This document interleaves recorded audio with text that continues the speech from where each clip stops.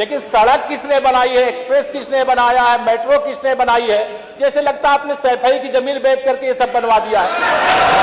या तुमने अपने पिताजी से पैसा लाते हो या बनाने के लिए? तुमने राशन बांटा तो पिताजी ने?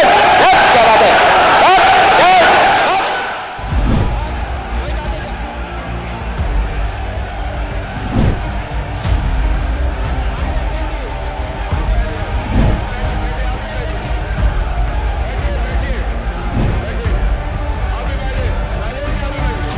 अगर इनके कार्य तनिक भी अच्छे हुए होते, जिसका बड़ा गुणगान इतनी देर से मैं घंटे भर से सुन रहा हूं, आप भी सुन रहे हैं, पूरा सदन सुन रहा है, पूरा प्रदेश सुन रहा है, और उसके गुणगान का उसका जवाब जनता ने दिया। जनता ने क्या जवाब दिया? सुपड़ा साफ हो गया समाजवादी पार्टी का। मैंने सुपड़ा साफ हो गया समाजवादी पार्टी का। उसके बाद बड़े दावे किए जा रहे, 14 में हारने के बाद 2017 का विधानसभा चुनाव आया, तो 5 वर्ष की उपलब्धियां जिसको आप गिनाते हुए थकते नहीं। मैं नहीं जानता हूं ये आपको कौन सा रोग है, अगर कोई रोग है मैं कहूंगा आप जांच नहीं कराएंगे, लेकिन मैं माननीय अध्यक्ष जी से जरूर ये निवेदन करूंगा, माननीय नेता प्रतिपक्ष जी जहां से भी चाहे ठीक से इलाज करा ले, और इलाज करा करके जो भी योजनाएं आती हर योजना को एक स्टिकर जैसे समाजवादी पार्टी का चस्पा करके अब इस रोग से मुक्त हो जाइए। 5 साल बाहर रह गए, 5 साल के लिए फिर बाहर हो गए हैं, आने वाले 25 साल तक कभी आपका नंबर लगने वाला नहीं है। जल्दीबाजी, आप कोई अच्छा सुझाव, दावे करना, बातें करना मैं समझ सकता हूं कि आप, मैं पूछ रहा था किसी अपने बहुत मेरे अच्छे साथी हैं, बहुत सारे ज्योतिष का ज्ञान रखते हैं, मैंने पूछा क्या है भाई आप बताइए, अखिलेश जी 400 सीटों का दावा कर रहे हैं। तो उन्होंने कहा देखिए अभी तक मेरे हिसाब से होगा आपका कि वहां नहीं बैठ पाऊं कभी भी। मेरे हिसाब से मैं आप माननीय नेता प्रतिपक्ष जी को मैं बताना चाहता हूं, सदन नेता प्रतिपक्ष जी को बताना चाहता हूं, आप चिंता मत करिए, आपकी बहुत कोशिश के बावजूद हमारे मुख्यमंत्री योगी जी वहां बैठे हैं, केशव प्रसाद यहां बैठा, और यह सदन पूरा भाजपामय है। और इसके बाद मैं एक अपने बताया ज्योतिषी मित्र से मैंने पूछा कि भाई बताइए समाजवादी पार्टी के मुखिया जो है लगातार 400 सीटें जीतेंगे, ऐसा दावा कर रहे हैं, क्या वास्तविकता क्या है? हम लोग तो जमीन पे देख रहे थे कि समाजवादी पार्टी कहीं अता पता नहीं है, लेकिन जो पता चला वो भी मैं जानता हूं। शायद मैं सदन में मैं बोलूंगा, मैं सदन में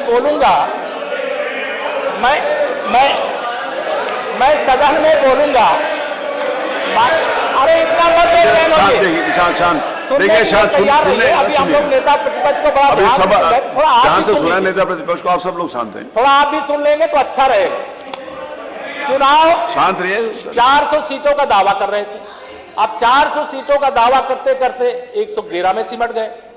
अब अभी आरोप लगा रहे थे कि भारतीय जनता पार्टी यानी सरकार केवल जातियों और धर्मों में नहीं बल्कि विपक्ष में भी भेद डालती है। अब ये मत कहना कि अगर आपके यहाँ कोई फूट पड़ जाए, कोई अलग हो जाए तो हमारे ऊपर आप आरोप लगाए कि हमने ऐसा कर दिया है। हमको ये करने की आवश्यकता नहीं है। आप अपना परिवार, अपनी पार्टी को आप अपने वहां के अभी आप संभालिए, मैं कह रहा हूं ना संभालिए। बहुत सारे लोग मेरे संपर्क में आ चुके हैं, मेरे बहुत सारे संपर्क में आ चुके हैं, उधर कुछ खाली ना हो जाए इसकी चिंता करिएगा।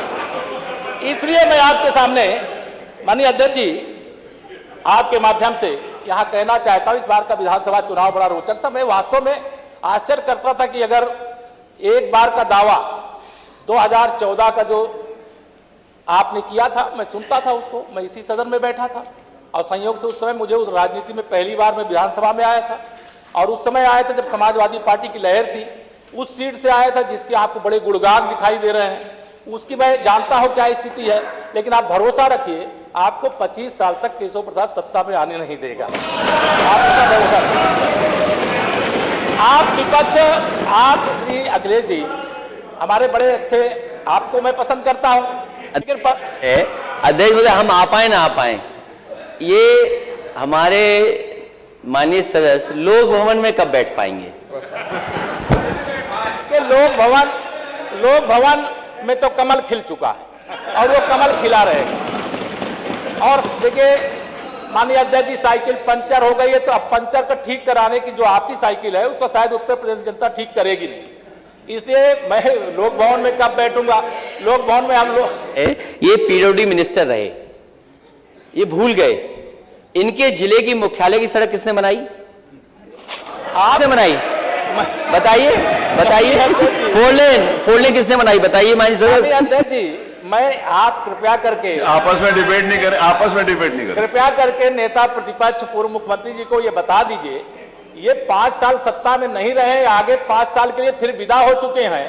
2027 में चुनाव आएगा, मैं तो यह मानता हूं कि फिर कमल खिलेगा, फिर आपका अभी कोई भविष्य इस समय नहीं है। लेकिन सड़क किसने बनाई है, एक्सप्रेस किसने बनाया है, मेट्रो किसने बनाई है? जैसे लगता है आपने सैफई की जमीन बेच करके ये सब बनवा दिया है। तुम अपने घर के तुम अपने पिताजी से पैसा लाते हो या बनाने के लिए? तुमने राशन बांटा है तो पिताजी ने क्या बात है? कोई बात है?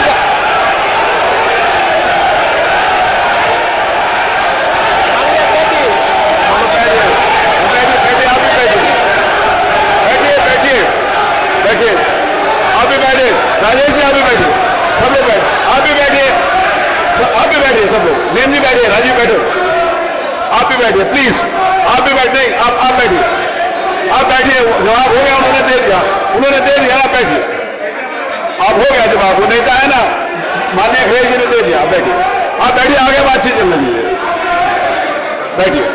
नहीं कड़वी बात अगर कही है तो कड़वी बात सुनिए भी ना, दोनों बात, आपने भी कड़वी बात कही, उन्होंने सुनी, उन्होंने कड़वी बात की, आप सुनिए, बैठिए, बैठिए मनीष जी, मनीष सिंह जी बैठिए, आप भी बैठे, सब लोग बैठे।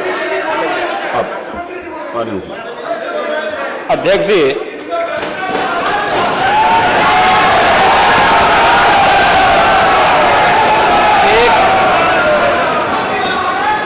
एक घंटे से अधिक अच्छा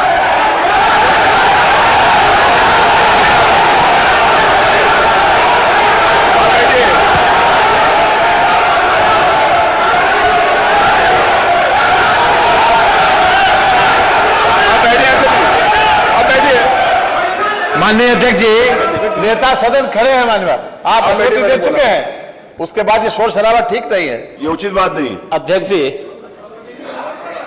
1 घंटे से अधिक पूरा सदन माननीय नेता प्रतिपक्ष को सुनता रहा। बड़ी शालीनता के साथ उन्होंने अपनी बात कही। विपक्ष के नेता का जो दायित्व था, उन्होंने अपने कर्तव्यों का निर्वहन किया, हम लोगों ने सुना। इस सदन में और सरकार के उप मुख्यमंत्री अपनी बात को रख रहे हैं, बीच में रनिंग कमेंट्री का मतलब क्या है? और दूसरा, एक सम्मानित नेता के खिलाफ असभ्य शब्दों का प्रयोग हो, तो शब्द का प्रयोग हो, तो ठीक नहीं है। और मैं बड़ी विनम्रता से कहूंगा नेता प्रतिपक्ष को कि आपको इतना उत्तेजित नहीं होना चाहिए। देखिए, सफाई की बात नहीं कर रहा हूं मैं, सवाल सफाई का नहीं है।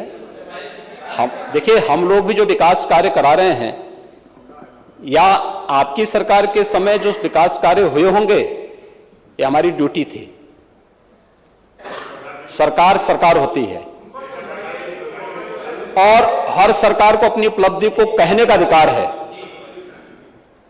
माननीय उप मुख्यमंत्री जी ने बिल्कुल सही कहा कि विकास, आपने कहा, आप विकास की जब चर्चा हुई तो उन्होंने जो बातें कही बिल्कुल ठीक ढंग से की थी। आपके यहां के दूसरे नेता या जब माननीय उप मुख्यमंत्री का यहां पर भाषण संपन्न होता, उसके बाद अपनी बात आप लोग कह सकते थे। लेकिन देखिए, मैं कल भी देख रहा था, कल माननीय वित्त मंत्री जब यहां पे जवाब देने के लिए खड़े हुए, उन पर जिस तरीके की भाषा का प्रयोग उस समय किया गया, आज फिर हम देख रहे हैं। देखिए, लोकतंत्र में हर सदस्य को सदन में अपनी बात रखने का पूरा अधिकार है, और अगर आप कहेंगे तो कैसे इस बात की अपेक्षा रखते हैं कि इस बार से उसका जवाब नहीं मिलेगा? पूरे 1 घंटे से अधिक समय तक पूरा सदन और खासतौर पर सत्ता पक्ष से जुड़े हुए सभी मान्य सदस्यों ने आपकी बात को बहुत ध्यान से सुना। देखिए, सहमत होना ना होना अपना विषय है, नहीं सवाल दूसरा नहीं। देखिए सवाल, देखिए सफाई भी इसी प्रदेश का हिस्सा है। अध्यक्ष महोदय, सवाल ये नहीं है, मैं सुनने को तैयार हूं। अच्छा, मुख्यमंत्री जी बोल रहे हैं, सफाई भी तो इसी प्रदेश का हिस्सा है। नहीं सफाई, देखिए भाषा आप उसको बाद में बोल सकते हैं। देखिए हमारी सहमति असहमति हो सकती है, देखिए हमारी असहमति असहमति हो सकती है किसी बात पर, हम बाद में इस बात को करेक्शन करा सकते हैं, लेकिन तो मैंने शब्द का प्रयोग नहीं किया जाना चाहिए और किसी भी असभ्य भाषा का प्रयोग नहीं होना चाहिए। और मैं माननीय अध्यक्ष जी से अनुरोध करूंगा कि अगर इस प्रकार की शब्दावली प्रोसीडिंग का हिस्सा बनी है तो कृपया उसको हटवा दें, क्योंकि यह गलत परंपरा होगी और मैसेज का देश के अंदर खराब जाएगा। हमें हमेशा इस बात को ध्यान में रखना होगा, सदन की मर्यादा का ध्यान हर हाल में बनाए रखना होगा। दूसरा, जब एक सदस्य बोल रहा हो तो सदस्य के बीच में, और खासतौर पर उप मुख्यमंत्री बोल रहे हो, तो बीच में रनिंग कमेंट्री करना, बीच में धमकी देना, ये चीजें ठीक नहीं है और मुझे लगता है सदन की मर्यादाएं इससे आहत होती हैं। कोई भी इसको नहीं स्वीकार करेगा और मैं विनम्रता से कहूंगा माननीय नेता प्रतिपक्ष को, उनका सम्मान है, वे सबसे बड़े विपक्षी दल के नेता हैं और मुझे लगता है कि इस मर्यादा की अपेक्षा केवल सत्ता पक्ष से ही न करें, विपक्ष भी उस मर्यादा का पालन करेगा तो दोनों का सम्मान बना रहेगा और यह सम्मान दोनों का बना रहे।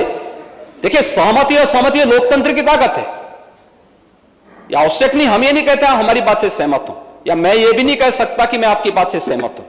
जब मेरी बारी आएगी, मैंने तो पूरे 1 घंटे तक आपकी बात को सुना, मेरी बारी जब मेरे दल की ओर से मेरी बारी लगाई जाएगी, मैं उस दिन अपनी बात को यहां पे रखूंगा।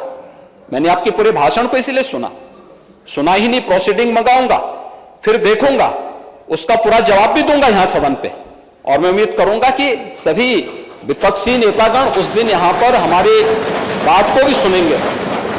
लेकिन एक सरकार के वरिष्ठतम नेता में से एक और उप मुख्यमंत्री जो लगातार दूसरी बार उप मुख्यमंत्री हो रहे हैं, उनके द्वारा अपनी बात को रखा जा रहा हो, मुझे लगता है शालीनता से हमें सुनना चाहिए। अगर हमें लगता है गलत हो रहा है, देखिए बहुत सारी चीजें अगर हम भी इस बात को कहते, बहुत सारी चीजें नेता प्रतिपक्ष भी ऐसी थी जो आपत्तिजनक हो सकती थी, हमने सुना, भाई हमें जो स्वीकार करना होगा वो स्वीकार करेंगे और उसका जवाब देंगे भी, लेकिन बीच में इस तरीके की उत्तेजना दिखाना उचित नहीं है। देखिए माहौल इससे खराब होता है और अनावश्यक रूप से बाहर मैसेज खराब जाता है।